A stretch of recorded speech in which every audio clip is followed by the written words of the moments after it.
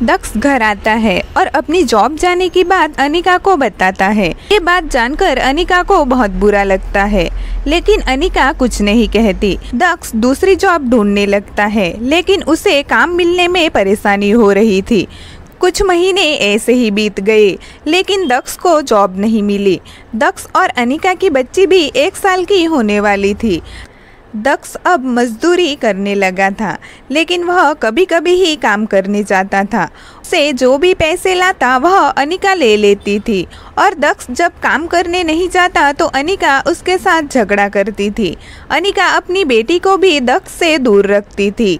एक दिन दक्ष शराब पीने के बाद घर आता है। पिछले कुछ दिनों से कुछ भी काम नहीं कर रहा था, तो उसके और अनिका के बीच रोज झगड़े होते थे।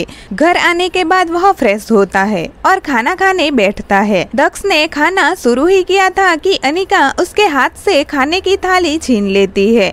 देख दक्ष को गुस्सा आ जाता है। वह गुस्से से कहता है, ये क्या बदतमीजी है अनिका। अनिका कहती है, मैंने क्या बदतमीजी की है? ये जो तुम रोज रोज मुफ्त का खाना खा रहे हो ना, इसे बदतमीजी कहते हैं। और वैसे भी ये जो रोज तुम शराब पी के आते हो ये नहीं चलेगा। ये सुन दक्ष गुस्से में कहता है, अच्छा अब मैं तुम्हें शराबी लगता हूँ? तब नहीं लगा जब मैं पैसे कमा कर लाता था। ये सुन अनिका कहती है, वह तुम्हारा फर्ज था कि तुम हमारा ख्याल रखो। ये सुन दक्ष कहता है, अच्छा और तुम्हारा कोई फर्ज नहीं है कि तुम मेरे साथ रहो, मेरे माता पिता का ख्याल रखो? क्या तुमने इसमें से कुछ भी किया? ये सुन अनिका कुछ नहीं कहती। ये देख दक्ष आगे कहता है, क्या अब तुम्हारे पास कोई जवाब है? मैंने हर बार तुम्हें माफ़ किया और हमारा रिश्ता निभाने की भी पूरी कोशिश की है, लेकिन ये कोशिश तो सिर्फ एक तरफी ही थी, तो क्यों ना हम रिश्ता ही ख़त्म कर दे। ये कहकर वह अपनी बेटी को लेता है और घर से बाहर निकलने लगता है।